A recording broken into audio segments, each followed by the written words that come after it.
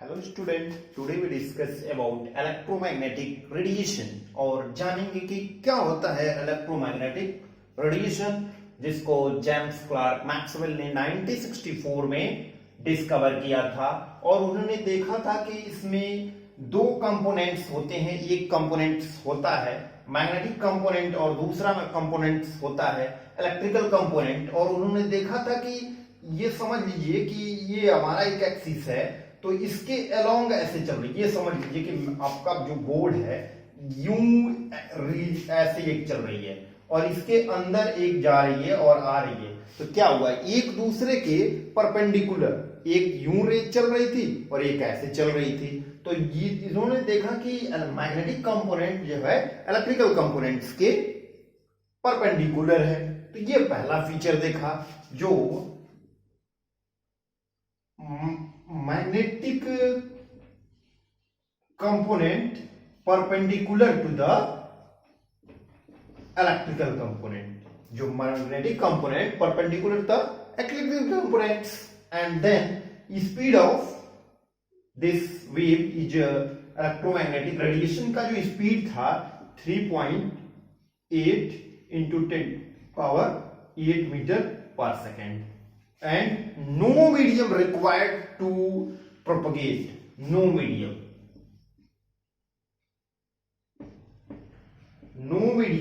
required to propagation। जो electromagnetic radiations की medium की कोई जरूरत नहीं थी, लेकिन हमने sound wave and other waves के बारे में डिस्कशन किया था। तो उसको मूव करने के लिए, आगे बढ़ने के लिए क्या चाहिए, मीडियम की जरूरत पड़ती है। क्लियर है ना? तो देखते हैं कि वेव से रिलेटेड कुछ टर्म्स हैं जिनको हमें जानना होगा। और वो क्या टर्म्स हैं, आप लोगों ने सारी डिटेल्स पढ़े होंगे। अगर जानते हैं तो 2 इंटू के स्पीड में देख सकते हैं। अगर इससे पहले के वीडियोज आप लोगों ने नहीं देखा है तो डिस्क्रिप्शन में सारे वीडियोज का लिंक मिल जाएगा, जहां से आप लोग इसके पीछे के सारे वीडियोज देख सकते हैं। फिर हम आ जाते हैं वेव्स के बारे में और फिर जान लेते हैं कि कौन कौन से टर्म्स होते हैं वेव्स के में। समझ लीजिए कि ये एक वेव चल रही है यूं, देखिए। तो ये जो हाइट है, हाइट या ये डेप्थ है,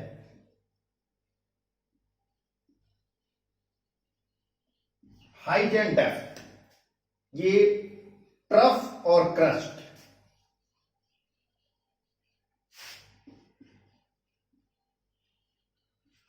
ट्रफ, ये ट्रफ की हाइट और क्रस्ट को हम बोलते हैं एम्पलीट्यूड। क्लियर है ना? इस हाइट को या इस डेप्थ को या फिर इस हाइट को हम क्या बोलेंगे, एम्पलीट्यूड। तो हम इसको क्या नाम देते हैं, amplitude. The height of crest and trough is known as amplitude। Amplitude होता है। फिर देखते हैं और सारी चीजें। यहां से और यहां तक के लेंथ को हम बोलते हैं लैम्डा, और लैम्डा हमारा होता है wave length. Wave length, wave length. तो ये distance between two consecutive trough और टू कॉन्सिक्यूटिव क्रस्ट, यहां से यहां के बीच की जो डिस्टेंस होती है वही वेवलेंथ होती है। और ये डिस्टेंस है तो इसकी यूनिट क्या होगी, इसकी यूनिट भी मीटर होगी। इसकी यूनिट क्या होगी, मीटर होगी। क्लियर है ना? मीटर। लंबाई को जब मेजर करते हैं तो ये भी क्या है, लेंथ है, तो वेवलेंथ मीटर। क्लियर? देन हम आ जाते हैं फ्रीक्वेंसी पे। क्लियर? फ्रीक्वेंसी पे आ जाते हैं। फ्रीक्वेंसी, और इसको रिप्रेजेंट करते हैं इस सिंबल से, जिसको हम बोलते हैं न्यू। फ्रीक्वेंसी होता है हमारा न्यू। और फ्रीक्वेंसी की डिफिनेशन क्या कहती है, the number of wave passing through a point. The number of wave passing through a point in 1 second। 1 second में किसी पॉइंट से कितनी वेव पास कर रही है ये बताती है फ्रीक्वेंसी। और न्यू, तो देखिए इसका जो यूनिट है वो एक साइंटिस्ट थे हर्ट्ज, HZ, SI यूनिट है हर्ट्ज। इसके अलावा इसकी एक यूनिट और होती है सेकेंड इनवर्स। और फ्रीक्वेंसी निकालने का एक जनरल फॉर्मूला आप लोगों ने छोटे क्लासों में पढ़ा होगा, F equals 1/T। Frequency is reciprocal of time period. Frequency जो होता है वो टाइम पीरियड का रेसिप्रोकल होता है। क्लियर?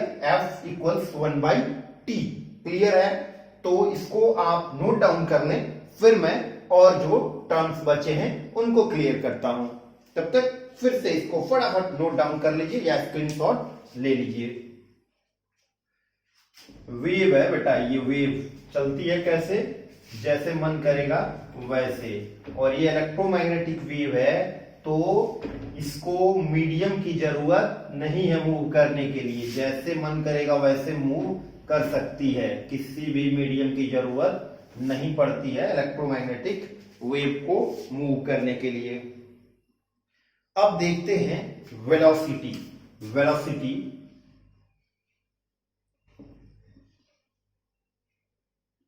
वेलोसिटी हमें पढ़ना है। वेलोसिटी वेलोसिटी वेलोसिटी को रिप्रेजेंट करेंगे V से। यूनिट सारे लोग जानते हैं। क्लियर? वेलोसिटी की यूनिट क्या होती है? Metre per second. The distance travel by the wave. The distance travel by wave in 1 second. 1 second में वेव्स के द्वारा कितना डिस्टेंस ट्रेवल किया जा रहा है वही होती है वेलोसिटी। और एक नया टर्म आता है वेव नंबर। वेव नंबर को हम न्यू बार से डिनोट करते हैं। क्या है? न्यू बार से। और इसको हम लिखते हैं न्यू बार इक्वल्स 1/लैम्डा। तो इसकी डेफिनेशन क्या हो जाएगी? The reciprocal of wavelength is known as nu bar. अब हम रिलेशन देख लेते हैं वेवलेंथ, फ्रीक्वेंसी और वेलोसिटी में क्या रिलेशंस है। तो फिर से रिलेशन चेक करते हैं और वेव नंबर में क्या रिलेशंस है। तो आइए देखते हैं कि क्या रिलेशंस है इन सबके बीच में। तो हम जानते हैं कि C equals V lambda. C is the speed of light. Speed of light. V, ये V नहीं है, ये न्यू है। न्यू क्या बताता है? फ्रीक्वेंसी को बताता है। और ये क्या बताता है? वेवलेंथ को बताता है। वेवलेंथ को बताता है। अब देखिए इस इक्वेशंस को और भी टर्म में लिख सकते हैं। और हम लिख सकते हैं न्यू C बाई लैम्डा और lambda equals C by new, ये लिख सकते हैं। और अभी मैंने आपको पीछे बताया है कि न्यू बार इक्वल्स 1/लैम्डा। तो लैम्डा की वैल्यू यहां से हम पुट कर सकते हैं इस इक्वेशन में। इस इक्वेशन में हम लैम्डा की वैल्यू यहां से पुट कर सकते हैं। क्लियर है? जब यहां से इसकी वैल्यू पुट करेंगे तो ये क्या हो जाएगा? New equals C V by C। तो हम लिख सकते हैं V इक्वल्स न्यू बार C। ये क्लियर है? इस टर्म में भी हम लिख सकते हैं या इस टर्म में भी लिख सकते हैं। तो हम ये रिलेशंस और ये फॉर्मूले आपको बहुत आगे काम आने वाले हैं। अगला लेक्चर जो होगा वो प्लैंक्स की थ्योरी हम लोग पढ़ेंगे, प्लैंक्स क्वांटम थ्योरी। और उसके बाद हम लोग फोटो इलेक्ट्रिक इफेक्ट डिस्कस करेंगे। Thank you for watching. अगर आपने मेरे चैनल को सब्सक्राइब नहीं किया है तो सब्सक्राइब का बटन जरूर दबा दें, इससे आपको आने वाले वीडियोज का नोटिफिकेशन मिल सके। Thank you for watching.